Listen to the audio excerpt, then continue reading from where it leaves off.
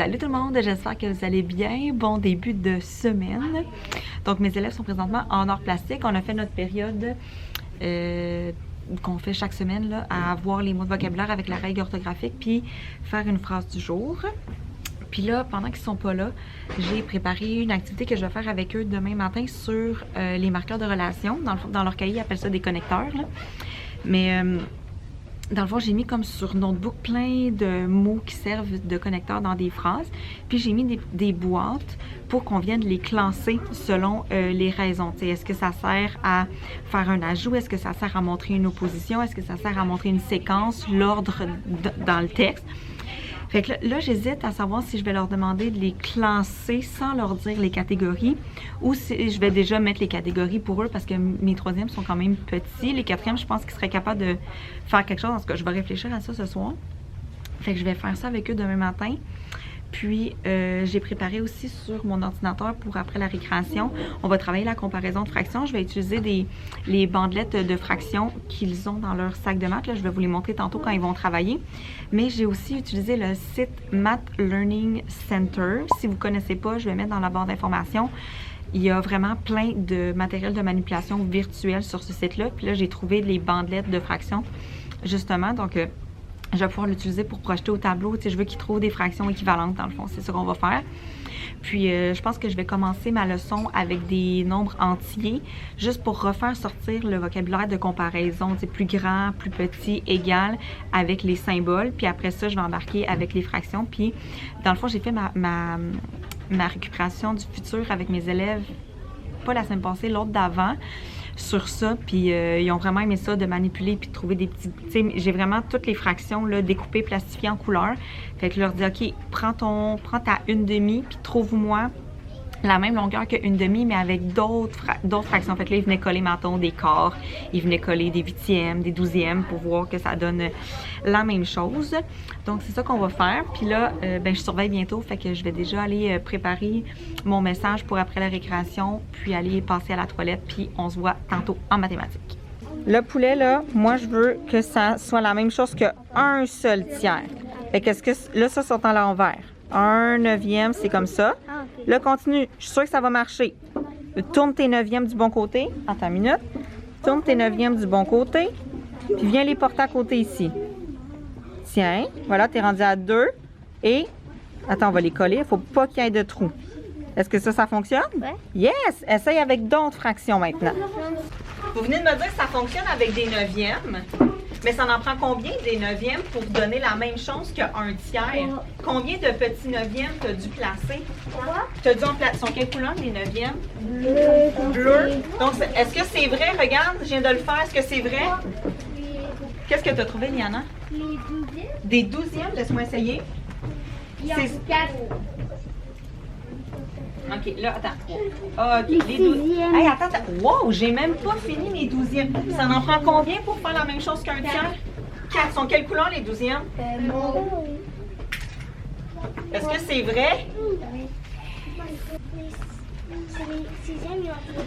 Les 6e, il en faut 2. Attends une minute. Ici, des 6e, s'il vous plaît. Ils sont quelles couleurs, les 6e? Vert. Ils sont verts. Puis toi, tu me dis que ça en prend 2.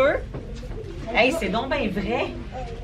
Je voulais vous parler aujourd'hui d'un événement auquel j'ai vraiment hâte d'assister la fin de semaine du 9 et 10 avril. Il s'agit du Salon de l'apprentissage. Dans le fond, c'est un événement pour les parents, pour les enseignants, pour les éducateurs, pour tous ceux qui gravitent autour des enfants, de leur éducation et tout ça. Il y a des conférences, il y a plein de kiosques avec du beau matériel que vous pouvez découvrir. Les conférences sont seulement au coût de 15 $ et croyez-moi, elles en valent vraiment la peine.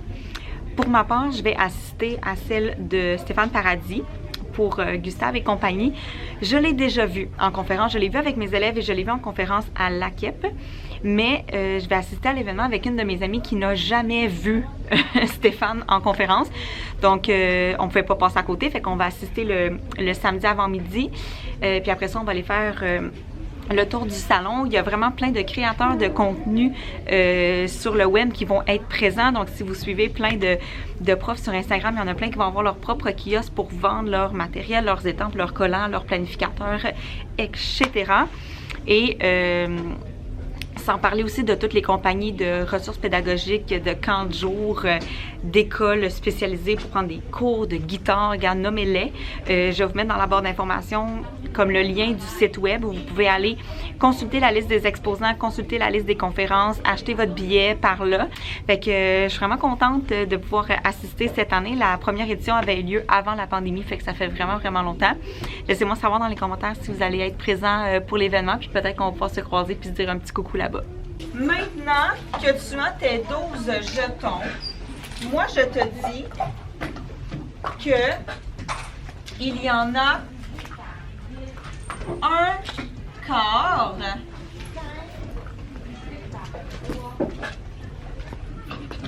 qui doivent être pour moi. Combien de pots tu dois prendre? Là, je vois déjà Mathis, il a déjà commencé. Combien de pots tu dois prendre? Prends-toi 4 pots. Prends-toi 4 pots et sépare tes 12 jetons dedans immédiatement.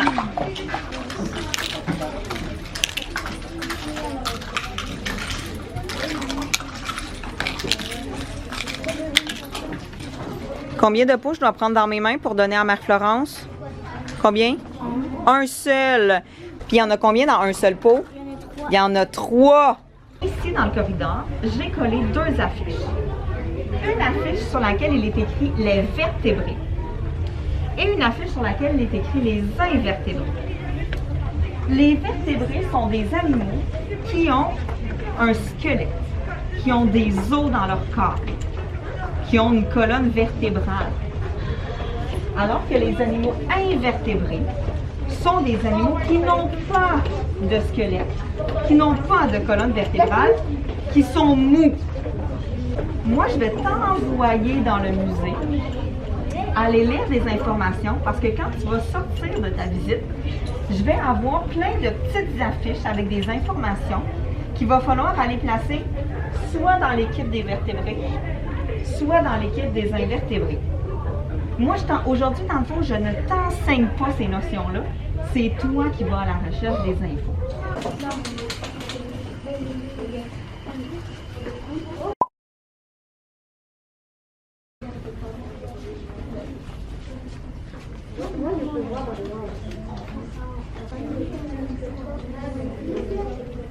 Le règne des animaux est classé de plusieurs façons. Okay?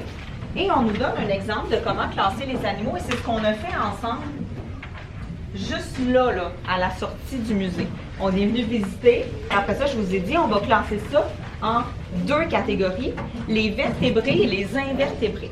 Est-ce que tu serais capable de me répéter qu'est-ce que ça veut dire être un vertébré et être un invertébré? Comment on les reconnaît?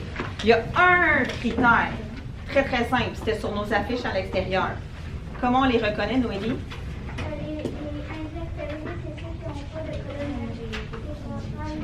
OK. Excellent. Donc, invertébrés, ils n'ont pas de colonne vertébrale.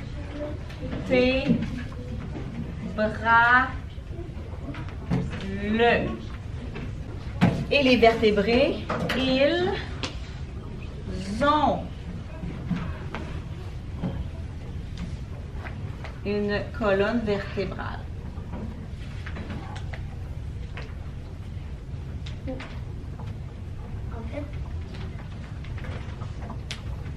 France positive, France négative. Exactement ce que j'ai dit. Bravo!